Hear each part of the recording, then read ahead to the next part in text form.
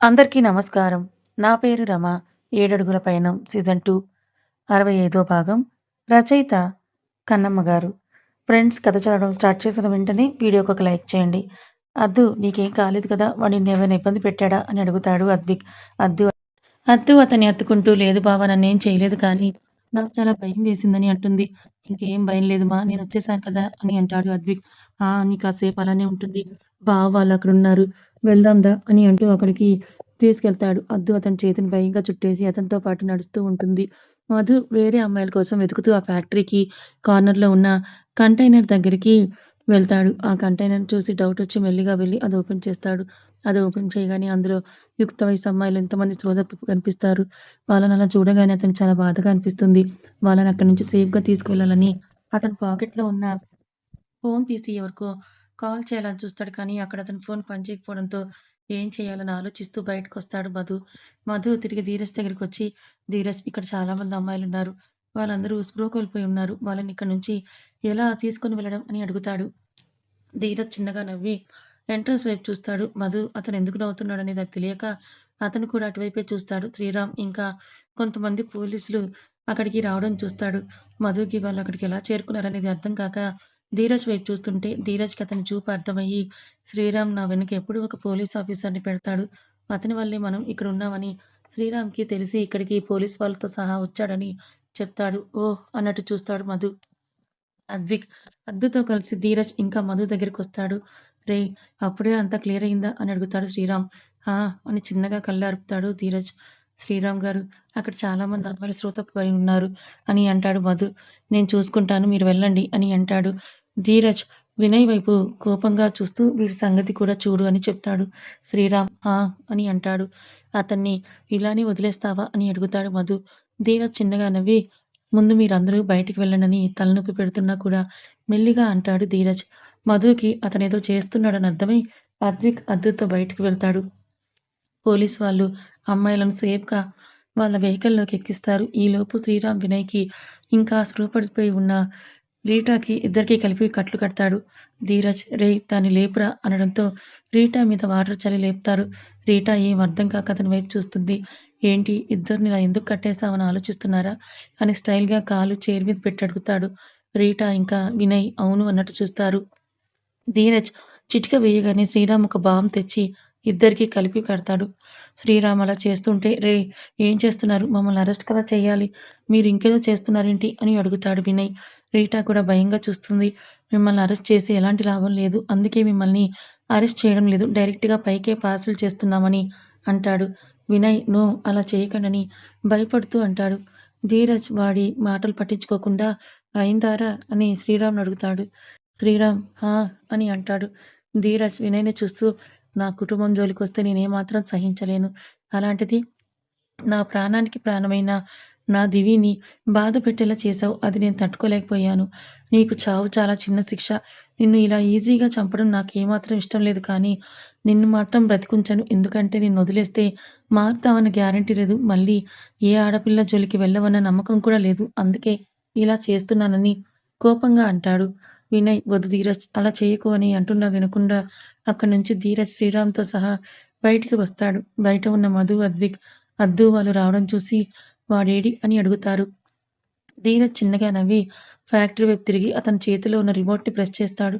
అతను remote press చేయగానే పెద్ద పేలుడుతో ఆ ఫ్యాక్టరీ మొత్తం కూడా కాలుతూ ఉంటుంది.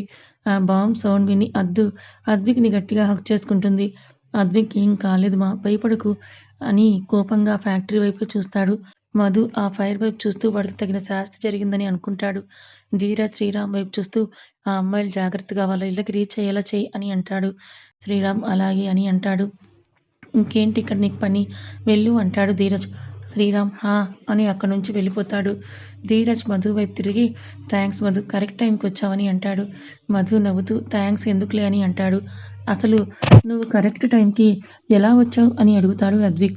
"నేను మనం అనుకున్నట్టే అక్కడే ఉన్నాను బావ. కానీ అప్పుడే అటుగా ఆ రీటా కార్‌లో రావడం చూశాను.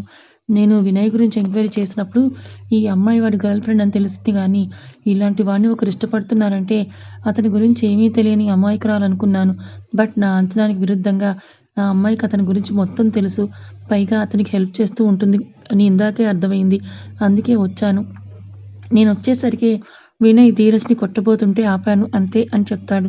అద్విక్ ఇంకా ధీరజ్ ఓహ్! అని అంటారు. ధీరజ్‌కి నొప్పి ఎక్కువవుతూ ఉంటుంది. అప్పటి వరకు చాలా వరకు తట్టుకున్నాడు కానీ నొప్పి ఇంకా ఇంకా పెరుగుతూ ఉంటే త్వరగా ఇంటికి వెళ్దామా అని అంటాడు. హా! అని మధు డ్రైవ్ చేస్తుంటే ధీరజ్ అతని పక్కన కూర్చుంటాడు. అద్విక్ ఇంకా అద్దు వెనుక సీట్‌లో కూర్చుంటారు. అద్విక్ కౌగిల్లో ముడుచుకుపోయి ఉంటుంది. వాళ్ళు కారులో వెళ్తున్న కొద్దీ ఉదయిస్తున్న సూర్యుడు కనిపిస్తూ ఉంటాడు. ధీరజ్‌కి నొప్పి ఎక్కువవుతుంటే అతని పరిస్థితి ఏంటో తెలుస్తుంటే ఆ నొప్పి కన్నా దివి ఎలా ఉందో అన్న టెన్షన్ అతనిలో ఉంది. కళ్ళు మూసుకొని నొప్పి భరిస్తూ దివి గురించి ఆలోచిస్తూ ఉంటాడు. వాళ్ళు కొద్ది కొద్దిగా సిటీలోకి ఎంటర్ అవుతుంటే దివి చాలా సేపటి నుంచి ఆగకుండా కాల్ చేస్తున్న ధీరజ్ ఫోన్‌కి సిగ్నల్స్ వచ్చి అతని ఫోన్ రింగ్ అవుతుంది. ధీరజ్ ఫోన్ రింగ్ అవ్వడంతో కళ్ళు తెరిచి ఫోన్ లిఫ్ట్ చేస్తాడు. ధీరజ్ ఫోన్ లిఫ్ట్ చేయగానే బావా! బావా! అని కంగారుగా పిలుస్తుంది. ధీరజ్ ఆమె వాయిస్‌లో కంగారు విని ఏమైంది బేబీ? ఎందుకంత కంగారుగా ఉన్నావు? నీకేమైనా అయిందా? అని కంగారుగా అడుగుతాడు.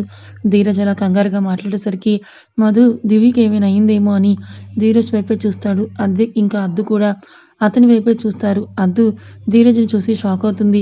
నాకేం కాలేదు బావ. కానీ నువ్వు బానే ఉన్నావు కదా? అని అడుగుతుంది దివి. ధీరజ్‌కి ఆమె కంగారు అతని గురించని అర్థమై నాకేం కాలేదు బేబీ. నువ్వు భయపడకు అని అతని నొప్పిని తట్టుకుంటూ అంటాడు. అద్దు వణుకుతున్న గొంతుతో అన్నయ్య అని పిలుస్తుంది. ఆమె గొంతులో వణుకు చూసి అద్విక్ ఇంకా ధీరజ్ ఆమె వైపు చూస్తారు. బావా! నువ్వు త్వరగా ఇంటికి రా అని అంటుంది. ధీరజ్ అద్దు వైపు చూస్తూ నేను దారిలోనే ఉన్నాను కంగారు పడకుండా ఉండు అని అంటాడు. బావ అన్నయ్యకి తల నుంచి రక్తం వస్తోందని అద్విక్‌తో అంటూ ధీరజ్ వైపే చూస్తుంది అద్దు. ఆమె చెప్పింది విని ధీరజ్ అతని తల దగ్గర చేయి పెట్టుకొని చూసుకుంటాడు. మధు ఇంకా అద్విక్ కూడా అతని చేతికున్న రక్తం చూస్తారు. బావ నువ్వెంత త్వరగా రా. నిన్ను చూస్తే వరకు నా మనసు కుదుటగా ఉండదని దివి అంటుంది. ధీరజ్ ఆ రక్తం చూసి ఉష్ అని అద్దు వాళ్ళతో అంటూ వస్తున్నానని చెప్పాను కదా బేబీ అంటాడు. బావ రక్తం చాలా వస్తుంది. మధు ఫాస్ట్‌గా ఏదైనా హాస్పిటల్‌కి పోనీ అని కంగారుగా అంటుంది. మధు హా! అని ఫాస్ట్‌గా హాస్పిటల్ వైపు కార్‌ని డ్రైవ్ చేస్తాడు. ధీరజ్ వాళ్ళ మాటలు పట్టించుకోకుండా ఎందుకు బేబీ అంత కంగారు పడుతున్నావు? నేనేమైనా పోతానా? అని అతని కళ్ళు లైట్‌గా తిరుగుతూ ఉంటే మెల్లిగా అంటాడు. బావ అలా మాట్లాడకు నాకు కోపం వస్తుందని కోపంగా బాధగా అంటుంది. సరే కోప్పడు అని చిన్నగా నవ్వుతూ అంటాడు ధీరజ్. బావ నీకు వెటకారం చేయడానికి టైం దొరకడం లేదా? నేనింత కంగారుగా మాట్లాడుతుంటే వెటకారంగా మాట్లాడుతున్నావని చిరుకోపంగా అడుగుతుంది. అద్దు కంగారు పడుతూ బావ అన్నయ్యకి దెబ్బ చాలా లోతుగా తగిలినట్టుంది అని కంగారుగా అంటుంది. అద్విక్ హా! అని కంగారుగా ధీరజ్ వైపు చూస్తుంటాడు. ధీరజ్ చిన్నగా నవ్వుతూ ఓ నా బేబీకి కోపం వచ్చింది. ఆ కోపం పక్కన పెట్టి ఒకసారి నేను చెప్పేది విను అని అంటాడు. ఏంటి? అని చిరుకోపంగా అడుగుతుంది దివి. సపోజ్ ఇప్పుడు నేను నీ దగ్గరికి రాలేదనుకో ఏం చేస్తావని అడుగుతాడు ధీరజ్. ఆ మాటకి అద్విక్, మధు ఇంకా అద్దు కంగారుగా, భయంగా ధీరజ్ వైపే చూస్తారు. వాళ్ళేదో మాట్లాడుతున్నారని అర్థమై ఉష్ మాట్లాడకండి నేను దివితో మాట్లాడాలి అని వాళ్ళకి మెల్లిగా చెప్తాడు. చంపేస్తాను అని కోపంగా అంటుంది. ధీరజ్ కళ్ళు మూతపడుతుంటే చంపేస్తావా? నీకు ఆ ఛాన్స్ నేనివ్వనులే అని అంటాడు ధీరజ్. బావ నాకిప్పటికే చాలా భయంగా అనిపిస్తోంది. నువ్వు చెత్తవాగుడు మాట్లాడకు అని కోపంగా అంటుంది. అబ్బా! నీ ఫేస్ కోపంలో భలే ఉంటుంది బేబీ. కానీ నాకు చూసే అవకాశమే లేదు. ఏం చేయను? దూరంగా ఉన్నాను అని మెల్లిగా మాట్లాడతాడు ధీరజ్. అలా మొత్తానికే దూరమవుతావని నా భయం. ప్లీజ్ నువ్వు త్వరగా ఇంటికి రా అని అంటుంది దివి. ధీరజ్‌కి ఇంకా అతనికి ఓపిక లేదని అర్థమవుతుంటే బేబీ ఒక మాట చెప్తాను శ్రద్ధగా విను అని అంటుంటే దివి చెప్పు అని అంటుంది. I hate you baby. నువ్వు ఇంకా పిల్లలు జాగ్రత్త అని ఫోన్‌కి ముద్దు పెట్టి లవ్ యూ బేబీ అని ఒక్కసారిగా ఫోన్ వదిలి పడిపోతాడు. దివికి ఆ మాటలు వినేసరికి కంగారుగా బావా అని పిలుస్తూ ఉంటుంది. అద్దు ధీరజ్ అలా పడిపోవడంతో అన్నయ్య అని గట్టిగా అరుస్తుంది. దివికి ఆ అరుపు వినపడి మాట్లాడు మాట్లాడు అని గట్టిగా అరుస్తూ ఉంటుంది దివి. ఫోన్‌లో గట్టి గట్టిగా బావా బావా అని అరుస్తూ ఉంటుంది దివి. అన్నయ్య అన్నయ్య అని అద్దు ధీరజ్ చూస్తూ అంటుంది. వాళ్ళు హాస్పిటల్‌కి చేరుకోవడంతో మధు ఫాస్ట్‌గా కారు దిగి ధీరజ్ వైపు నుండి డోర్ తీసి ధీరజ్‌ని ఎత్తుకొని హాస్పిటల్‌లోకి తీసుకెళ్తాడు. ధీరజ్ లే ధీరజ్ అంటూ అరుస్తూ ధీరజ్ వైపే చూస్తూ అంటాడు మధు. డాక్టర్ అని అంటూ డాక్టర్ కోసం చూస్తారు. స్ట్రెచర్ మీద ధీరజ్‌ని పడుకోబెట్టడం, ఎమర్జెన్సీ వార్డులోకి అతన్ని తీసుకువెళ్లడం వెంటనే జరిగిపోతాయి. అద్విక్ పక్కన నిలబడి బావా అన్నయ్యకి ఏదో అయింది నాకు భయంగా ఉందని కంగారుగా అంటుంది. "అద్దు, నువ్వు కంగారు పడకు. బావకి ఏం కాదని" తనకి ధైర్యం చెప్తాడు. మధుకి దివి గుర్తుకొచ్చి బావ ధీరజ్ ఫోన్‌లో దివితో మాట్లాడాడు. దివి ధీరజ్ గురించి కంగారు పడుతూ ఉంటుంది. నేను తనతో ఒకసారి మాట్లాడతాను అని అంటాడు. అద్విక్ ఇంకా అద్దు హా! అని అంటారు. మధు ఫాస్ట్‌గా కారు దగ్గరికి వెళ్తాడు. బావా! బావా మాట్లాడని ఫోన్‌లో అంటూ ఉంటుంది దివి. తన కళ్ళలో నుండి కన్నీళ్లు జారుతూనే ఉన్నాయి. బావ ఏం మాట్లాడడం లేదు. ఏమై ఉంటుంది? నాకు భయంగా ఉందని తన ఒళ్ళంతా చెమటలు పట్టడంతో కంగారుగా అటు ఇటు తిరుగుతూ ధీరజ్ ఫోన్‌కి కాల్ చేస్తూనే ఉంది. మధు కారు దగ్గరికి రావడంతో దివి ఫోన్ చేయడంతో కారులో ఫోన్ రింగ్ వినిపించి ఆ ఫోన్ చేతిలోకి తీసుకుంటాడు. మధు ఫోన్ లిఫ్ట్ చేయడంతో హలో బావా! హలో బావా! అని కంగారుగా పిలుస్తూ ఉంటుంది దివి. దివ్యమ్మ నేను మధుని అని అంటాడు మధు. మధు బావెక్కడున్నాడు? అని అడుగుతుంది దివి. ఎలా ఉన్నాడు? త్వరగా చెప్పు. ఉన్నట్టుండి ఫోన్ వదిలేసరికి నాకు చాలా కంగారుగా ఉందని అంటుంది. దివ్యమ్మ కంగారు పడకు. ధీరజ్ స్పృహ తప్పి పడిపోయాడు. Don't worry. అతన్ని మేము హాస్పిటల్‌కి తీసుకొనొచ్చామని అంటాడు. దివికి ధీరజ్ స్పృహ కోల్పోయాడనేసరికి కంగారుగా అనిపించింది. అతనికి బ్రెయిన్‌లో క్లాట్ ఉన్న విషయం గుర్తుకొచ్చి మధు బావ జస్ట్ స్పృహ కోల్పోలేదు. బావకి బ్రెయిన్‌లో ప్రాబ్లమ్ ఉందని కంగారు పడుతూ చెప్తుంది. మధు ఆ మాట విని షాకవుతాడు. ఏమంటున్నావు దివ్యమ్మ? ధీరజ్‌కేదో ప్రాబ్లమ్ ఉండడం ఏంటి? అని అడుగుతాడు మధు. అవును మధు, బావకి హెల్త్ బాలేదు. ముందసలు బావ ఎక్కడున్నాడో చెప్పు అని కంగారుగా అడుగుతుంది. మేము ఇక్కడ హాస్పిటల్‌లో ఉన్నాం. ఇప్పుడే ధీరజ్‌ని హాస్పిటల్‌లో జాయిన్ చేశామని అంటాడు మధు. ఓకే. నేను నీకు ఒక డాక్టర్ నంబర్ ఇస్తాను. ఆయనని కాంటాక్ట్ చెయి. నేను అప్పటి వరకు అక్కడికొచ్చేస్తాను అని అంటుంది. మధు ఓకే అని అంటాడు. బావ జాగ్రత్త మధు అని మెల్లిగా అంటుంది. నువ్వు జాగ్రత్తగా రా అని ఫోన్ కట్ చేస్తాడు మధు. దివి కళ్ళల్లో నీళ్లు తిరుగుతుంటే అనుకుంటూనే ఉన్నాను. నీకేదో అయ్యిందని. నా అనుమానమే నిజమయింది. ఎప్పుడూ నన్ను బాధ పెడుతూనే ఉంటావు కదా! నన్ను బాధ పెట్టడం నీకెందుకంత ఇష్టం బావా? అని అనుకుంటూ తన కడుపులో చిన్నగా నొప్పి మొదలవుతుంటే మెల్లిగా కారు వైపు నడుస్తుంది. వదిన, వదిన అని మనుని కంగారుగా పిలుస్తూ ఉంటుంది అజిత. మను అప్పుడే మెల్లిగా లేస్తూ ఏమేం చిన్నారి? ఎందుకంతలా కంగారుగా ఉన్నావు? అని అడుగుతుంది. నేను ఆర్యతో మాట్లాడాలని నిన్నట్నుంచి ట్రై చేస్తున్నాను వదిన. కానీ ఆర్య ఫోన్ నాట్ రీచబుల్ అనొస్తుంది. అందుకని అక్కడ హాస్టల్‌లో ఉండే వాళ్ళ ఫ్రెండ్‌కి కాల్ చేశాను. అతను ఆర్య నిన్నట్నుంచి రూమ్‌కే రాలేదని, ఫోన్ కూడా రీచ్ అవ్వడం లేదని చెప్పాడు. నాకెందుకో ఆర్యకి ఏమైనా అయ్యిందేమోనని భయంగా ఉందని కంగారు పడుతూ చెప్తుంది. చిన్నారి, నువ్విలా చిన్న విషయానికే కంగారు పడితే ఎలా? నీకు తెలుసు కదా! వాడికి నైట్స్ బయట తిరగడం ఇష్టమని, అలా బయటికి వెళ్ళాలని అనుకునుంటాడులే. వాడికి ఫోన్ సరిగ్గా చూసుకునే బాధ్యత లేదని కూడా నీకు తెలుసు. మేబీ ఫోన్ ఆఫ్ అయి ఉండొచ్చు.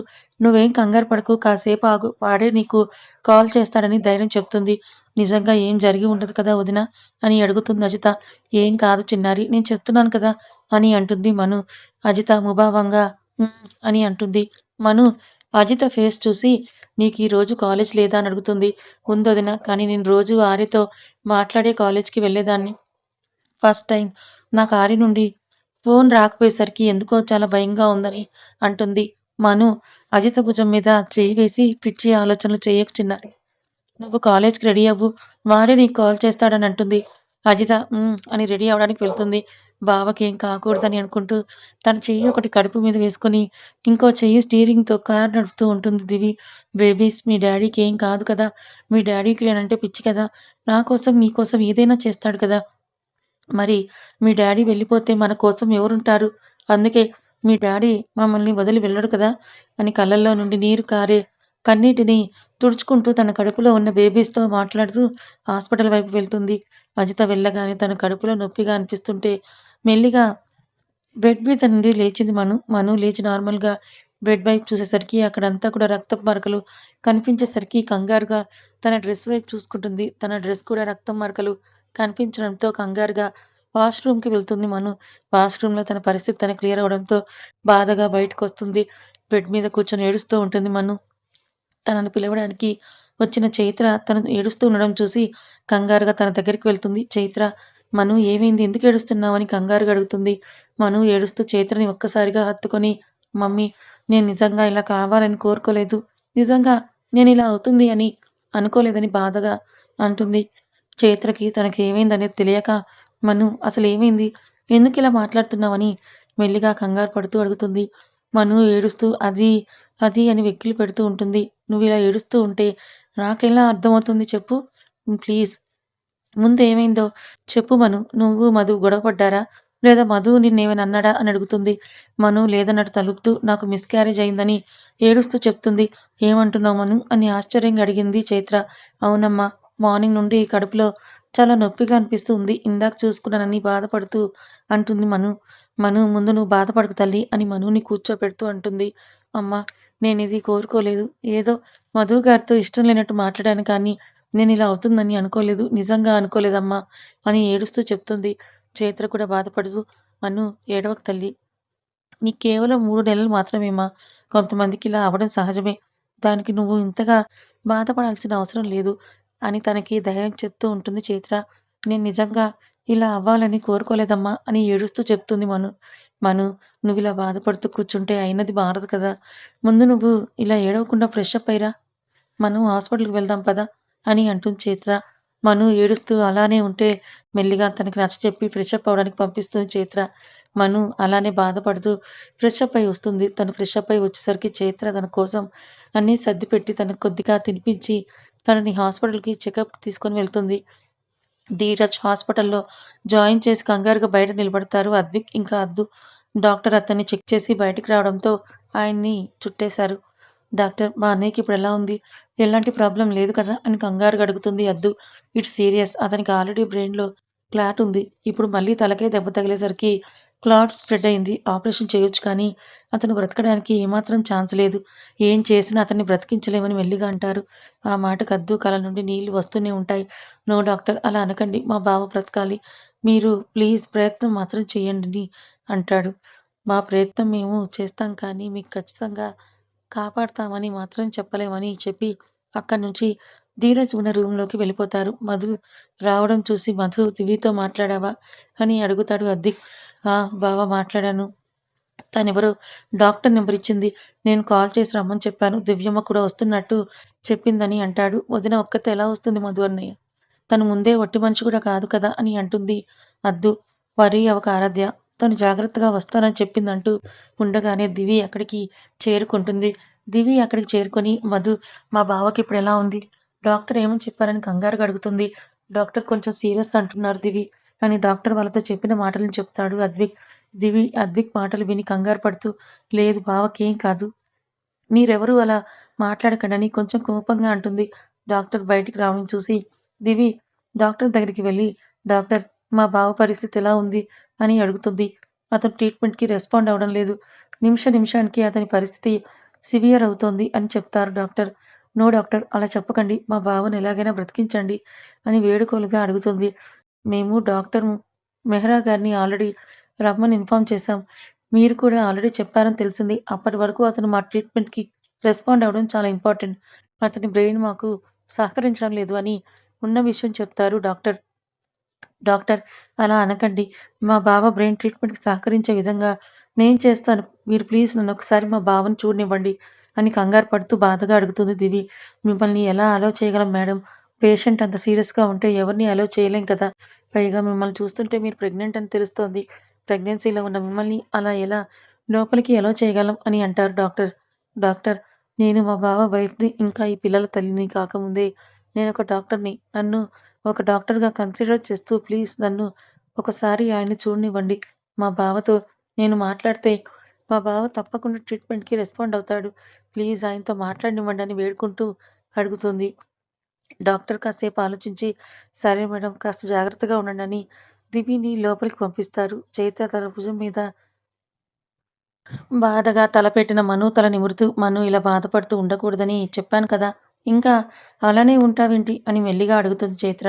నా వల్ల కావట్లేదమ్మా. చాలా బాధగా ఉంది. ఎందుకో నాకు గిల్టీగా అనిపిస్తోంది. నా వల్లే నాకు ఇలా జరిగిందని అనిపిస్తోంది అని బాధపడుతూ అంటుంది మను. అలా ఏం కాదులే మను. కొంతమందికి ఇలానే అవుతూ ఉంటుంది. నాకు కూడా ఇలా జరిగింది. నువ్వు ఇలా ఏడిస్తే ఎలా చెప్పు అని నచ్చచెప్తూ ఉండగా వాళ్ళు హాస్పిటల్‌కి చేరుకుంటారు. చైత్ర, మను కార్ పార్క్ చేసి హాస్పిటల్‌లోకి ఎంటర్ అవుతూ ఉండగా, అతనికి చిన్నారి నుంచి ఫోన్ రావడంతో మాట్లాడడానికి పక్కకి వచ్చిన మధు కనిపిస్తాడు. మను మధుని అక్కడ చూసి షాక్ అవుతుంది. చైత్ర అతన్ని చూడకుండా రిసెప్షన్ దగ్గర డాక్టర్‌ని కలవడానికి వెళ్తుంది.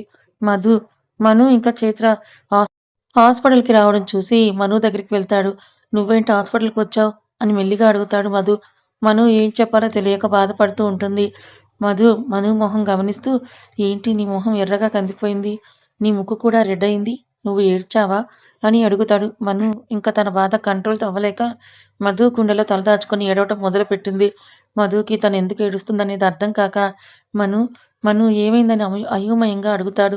చైత్ర మను కోసం వెనక్కి తిరిగి చూస్తూ కొంచెం దూరంలో మను ఇంకా మధు ఉండడం చూసి వాళ్ళ దగ్గరికి వెళ్తుంది. మధు తను ఎంతకీ చెప్పకపోవడంతో ఆమెని బయటికి తీసుకువెళ్ళి ఒక దగ్గర నిల్చోపెట్టి, "ఏమైంది నీకు? నువ్విలా ఏడుస్తూ ఉంటే నాకు నువ్వెందుకు ఏడుస్తున్నావనేది ఎలా తెలుస్తుంది? నోరు విప్పి చెప్తేనే కదా తెలిసేది" అని అంటాడు. మను వెక్కిళ్ళు పెడుతూ మధు చేతిని ఆమె పొట్ట మీద పెట్టుకుంటుంది. మధు ఆమె వైపు చూస్తూ ఆమె కన్సీవ్ అయిన విషయం గుర్తు చేసుకొని చెకప్ కోసం వచ్చావా? మరెందుకు ఇంతలా ఏడుస్తున్నావని అడుగుతాడు.